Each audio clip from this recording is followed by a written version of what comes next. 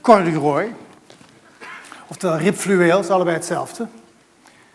Er bestaat zoiets als een Corduroy Appreciation Club. We hadden een paar jaar geleden hier de Cloud Appreciation Society. Mensen die foto's maakten van wolken. Heeft een diepe indruk op mij gemaakt. Ik heb dagenlang zo rondgelopen. Maar bij corduroy moet je de andere richting op kijken. Toen ik het las, schrok ik een beetje. Want ik woonde als jongeman op kamers in een merkwaardig huis met veel idioten en gekken. Daar mocht ik ook erin. En daar woonde een oude man die mij op een moment van gezellige intimiteit in zijn kamer lokte en liet zien dat hij allerlei boekjes had waarin mannen gekleed in corduroy stonden afgebeeld. Arbeiders, u weet wat een arbeider is. Wordt thans wel werknemer genoemd. Maar mensen die armen uit de mouwen staken en met gewenste bobbels in de broek. Dat was klaarblijkelijk blaadjes waar hij veel vertier mee vond. Maar ik heb begrepen dat dit iets heel nets is.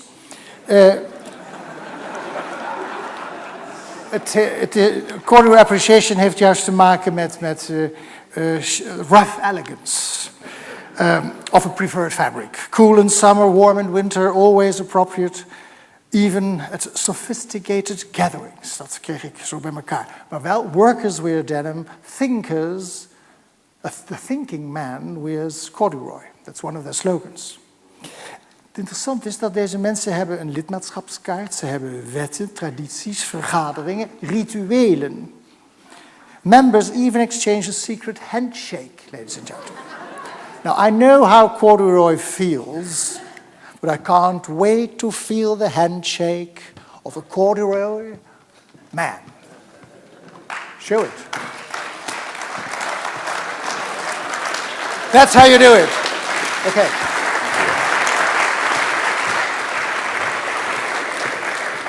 Just one second. I have to get something. Sorry. No, just have to put this on.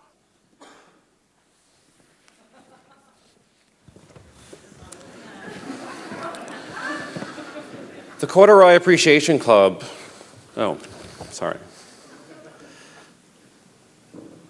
Okay. No. The Corduroy Appreciation Club is a social club I created in New York. The Corduroy Club is meant to emulate old American clubs like the Elks Club, the Moose Club, the Odd Fellows, ancient orders like the Masons and the Knights Templar, as well as Fred Flintstone. Like those organizations, the Corduroy Club has secret rituals. A special handshake, which you just saw, has a mascot, has a mission. Most importantly, though, the Corduroy Appreciation Club only meets on dates which resemble corduroy. The date which most closely resembles corduroy is November 11th, or 11/11. On 11/11, we meet for grand meetings. On July 11th, or 1/11, it's the date that second most closely resembles corduroy. Those meetings are less formal. But everything about the Corduroy Club is grand. Corduroy is always capitalized when written. Nothing is more important in the world to the Corduroy Club than corduroy. Nothing. The date, I have to take this off, it's very warm. The date which most closely resembled corduroy, or at least in this millennium, was November 11th, 2011. Over 400 people attended the final meeting held in New York, but the day was recognized in places around the US and the world: London, Copenhagen, New Zealand, Tokyo, and elsewhere. Unlike previous 11/11 grand meetings where 2 pieces of corduroy were required, 3 were needed for this special event.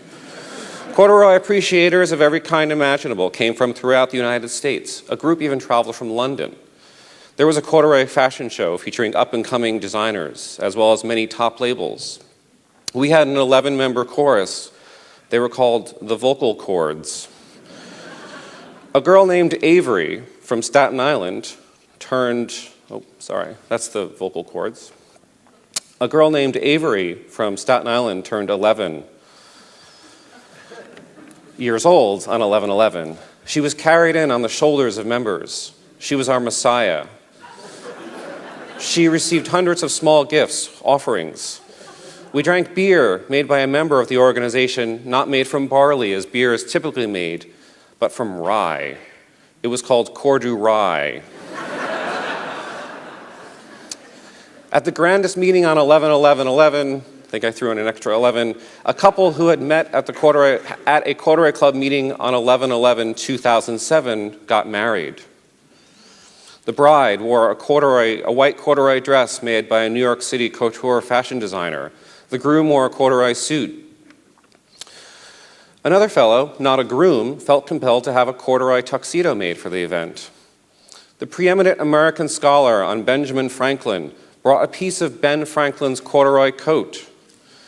The event was featured in the New York Times, the New Yorker magazine, on National Public Radio. Little old me, a middle manager at Nickelodeon, was even featured on the cover of the Wall Street Journal. It was the grandest meeting of all, but it didn't start that way. It started off as a tiny idea I had 9 years prior while I was lonely and depressed among a pile of used corduroy I had obtained in Bolivia, of all places. And Bolivia is a whole other story. November 11th, 2011 was the final formal meeting of the Corduroy Appreciation Club. People on Facebook and Twitter, and perhaps in the real world, still refer to the day as Corduroy Day. There may be more meetings someday, but it seemed like a good place to stop. All told, there were 11 meetings over 6 years. We skipped one once. Each increasingly larger productions with hundreds of people in attendance. Over 5,000 people around the world had taken an oath on the Corduroy Club website and called themselves members of the Corduroy Appreciation Club. These are not large numbers, not like Facebook numbers, but certainly more than I or anyone else I knew could have imagined. I haven't spoken at all about the Corduroy Club really since our last meeting, but I'm delighted to speak with you here today at PINC. I always saw it as a creative entity. The club was all about people, ideas, and creativity. And not nature so much, unless, if you allow me to stretch a metaphor a bit, nature in the sense of growth. For the Corduroy Club grew from one idea, but then hundreds of others germinated from it. I had the fortune of having a brief chat with Peter some months back, and he told me when I speak at PINC, I should speak about why I created the Corduroy Club. Since then, I've been struggling to find a good answer. And the best I can come up with was that I thought it would be funny. But it was certainly much more than a joke. It was too much work to just be a joke. As I have prepared for PINC, looking back on photos and documents, I have struggled with what it was. Yes, of course, it was a club for people that like corduroy, but it was something else. And whatever it was, I'll tell you how it started now in brief. So in 2011, I was wearing a lot of corduroy that I had obtained in Bolivia.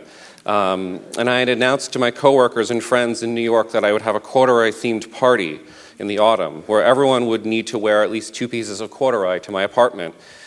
However, there were, of course, the 9/11 terrorist attacks, and my father died a few weeks later, and I lost my job, so the party never happened.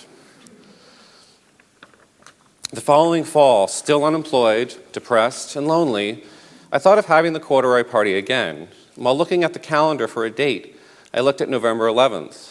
And because the 9/11 was still on everyone's mind at all times, I thought of the number 11, and I thought how the World Trade Center Twin Towers looked like the number 11, and how sick, yet clever, if even was intentional.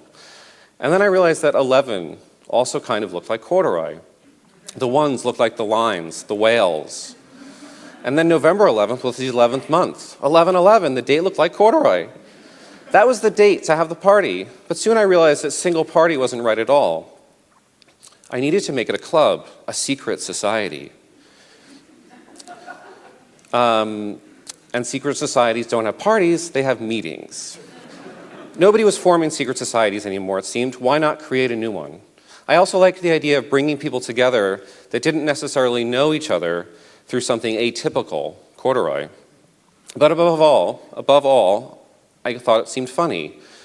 The idea for the Corduroy Club was born. However, the date came and went without organizing anything, and it came and went 2 more years. I was thinking about it, talking about it, I just wasn't doing it, like most things in my life at that time. It wasn't until I was on a second date with a girl that something clicked. I told the girl named Jordana, who was a graphic designer, about the club, and she laughed. I showed her one of the membership cards I had made, a flimsy yellow square piece of paper affixed to a swatch of thready corduroy with rubber cement. It smelled bad. It looked worse. She grimaced when she saw it. "I think I can help you. I can design something better than this," she said. Jordana and I have been together ever since. The fall after our wedding in 2005, Jordana, or Cordana, as I sometimes call her, fulfilled her promise to create the membership card. I won't go into this much detail for the remainder of my time, but the creation of the membership card with Jordana was key. The creative problems and the solutions born from them shaped the club significantly. The first thing we realized was that calling it the Corduroy Club was too short. Corduroy Appreciation Club became the name because it looked better in print, and it sounded more official and a bit more serious. Taking something like a club for corduroy wearing seriously seemed absurd to me, but again, humorous. The concept of taking something silly very seriously runs throughout the club. Also, a Corduroy Appreciation Club could not be confused with anything else, such as a corduroy club, as a nightclub, which incidentally there was a corduroy nightclub in New York in the 1970s, but it had nothing to do with corduroy.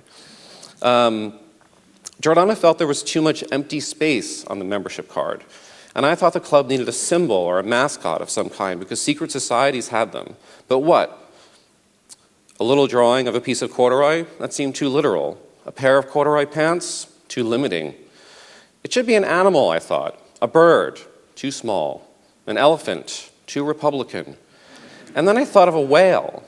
I just thought because they have those ridges on their bellies and they look a bit like corduroy.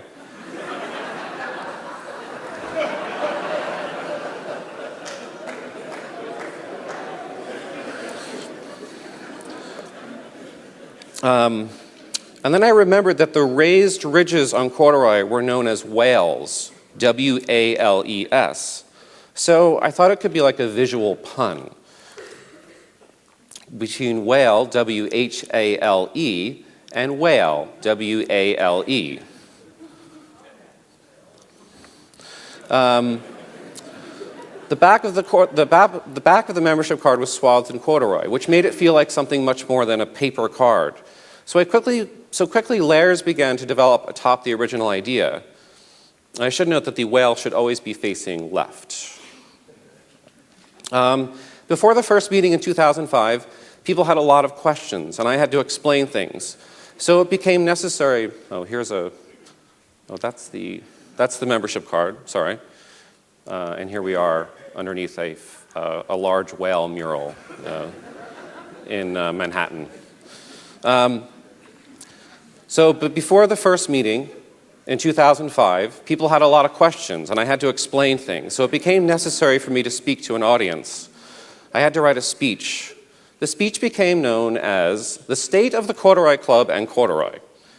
As a failed writer and attempted actor in college, these speeches became my favorite bit of creative output. I could espouse on the mysterious origins of corduroy. As you can see here, ancient Egyptians. Here, the ancient Egyptians invented corduroy, among many other things. I could talk about wild ambitions for the club, building a clubhouse in Manhattan. There's a schematic of it. And the march towards 11-11-11. At the time, it was far away. I could weave in current events, such as the time that Charles, Prince of Wales, gave away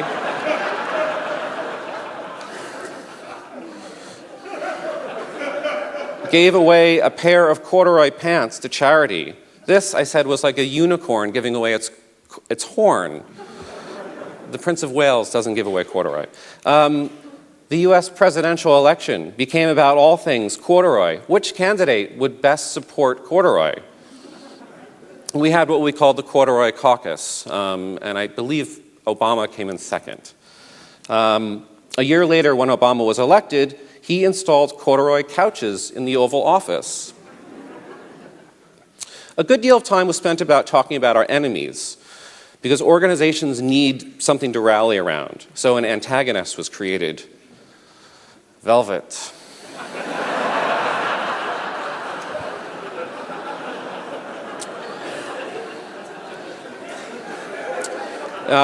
Now, velvet is really very similar to corduroy, truth be told. But playing on the sad fact that people have bias towards people or discriminate towards other people just because they look different, but they're the same inside, we hated velvet. Velvet-named products were poisonous. Velvet-wearing celebrities were disdained. It's Tom Cruise. I don't know if you guys know him. And Mick Jagger, of course. The music from the Velvet Underground was banned from listeners' iTunes. The mere mention of the word velvet drew hisses from the crowd. Someone, I was told, felt compelled to start a Velvet Appreciation Society just to counter the Corduroy Club. Thankfully, I wasn't the only one talking at meetings. Others would be called upon to volunteer or would volunteer to give their own presentations on corduroy and a variety of topics, and I'd be happy to talk about some of those speakers later. From the beginning, I had advertised that the Corduroy Appreciation Club practiced secret and strange rituals. In my imagination, this is what secret societies did all the time: sacrifice children, tattooing themselves, running around naked in the dark. And I think this element of danger, coupled with something as innocuous as corduroy, drew people to the club. I've seen a lot of corduroy in Holland, and so I feel that I can do this here. Up until this moment, only members of the Corduroy Appreciation Club knew about the secret rituals, but I have decided to reveal them to you here today. The core rituals practiced at most 1111 and the lesser 111 meetings were, here's the first one, is known as wailing. Wailing is the intentional act of creating the corduroy noise. Wailing is achieved by rubbing the wales, the raised portions of corduroy together. And these are some suggestions. And just in case you don't know what the sound is, I have a clip.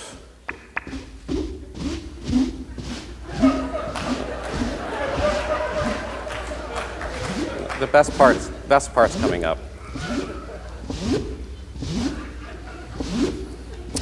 Of course, the secret handshake, which you all saw. Another ritual was the offerings. Does this stop? Or there it goes. Another secret ritual was offerings. Here's a diagram for the secret handshake. Sorry about that. So we would give offerings. To honor our dear corduroy, members bring food resembling corduroy. It is an honor and a privilege for an esteemed guest to bring forth a large bowl of ridged potato chips or celery if you are health conscious. The next ritual was called the chosen one. A member is selected by random means, such as their name drawn from a hat. And for the rest of the meeting, everyone has to be very nice to them. Now, this was more of a tradition, but we would also always eject someone from the meeting. And this was to serve as a reminder of the consequences of betraying dear corduroy. So this man was not wearing any corduroy, so he was kicked out of the meeting by the guards. At the Corduroy Club, we gave out awards. We presented exemplary usage of corduroy awards to innovative work with corduroy. Some of the recipients included a clothing company which made horizontal corduroy pants, which went this way. They're called Cordurounds. A journalist who wrote an article for a magazine solely about the quality of and his experience obtaining corduroy in Lisbon, Portugal. Many fashion designers were awarded, and a magazine that named itself Corduroy was also awarded. For each year of, whoops, I'm a bit out of order here, I'm sorry. We also gave out an award for Best Dressed for a male and a female, and I have some examples of some people that got really gussied up. That's my daughter. And he was Best Dressed many years in a row. So for each year of the Corduroy Club's existence, I had wanted to present a special Lifetime Achievement Award to one person in particular. This person struck me as the poster child for corduroy wearing. But every year this person or his handlers ignored our requests. Leading up to 11/11/11, I took a different approach to contacting this person. With two of my bravest and dedicated and trusted coordinators, we did this. Now this is a highly controversial video, and I have some regrets about it, but I shall play it.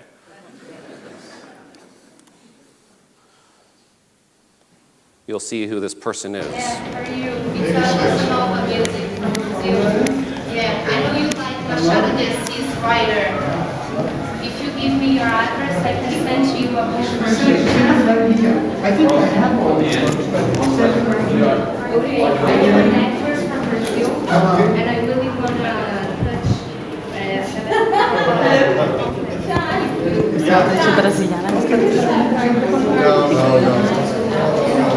No autograph, nothing.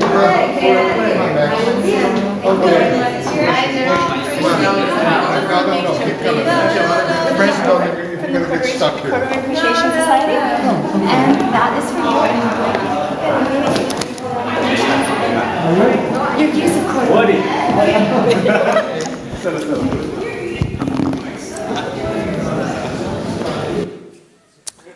Mr. Allen never got back to us. But he is indeed a poster child for corduroy wearing. Raina, the woman that was in the video, was just many people that helped out a tremendous amount with the Corduroy Club.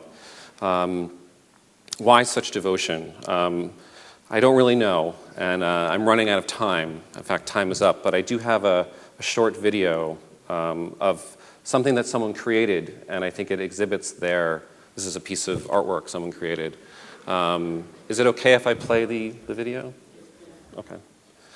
So, and I will leave you with this. So thank you so much. It's been a great pleasure.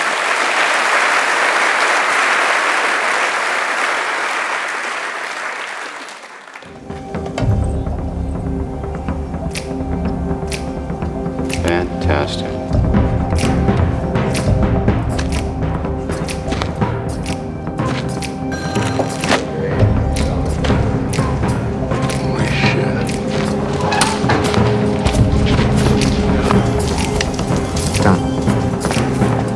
Could we come in? I'm sorry, I was looking for Maud. My goodness. How did you stick that bizarre? It's just our couch! Well, now we have a firm grasp of the obvious. Well, honey, that's just nuts. I got an overcoat on. Do you have any idea how crazy you are? You mean the nature of this conversation? I mean the nature of you. The struggle between good and evil, right? Wendy, I'm home. Action! Guys, watch out! Run! Run! Run!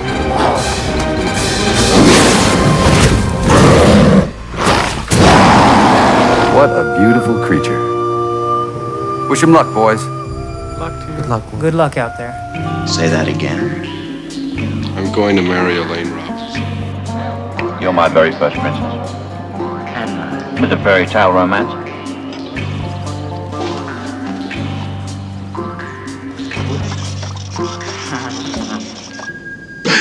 Ha ha ha.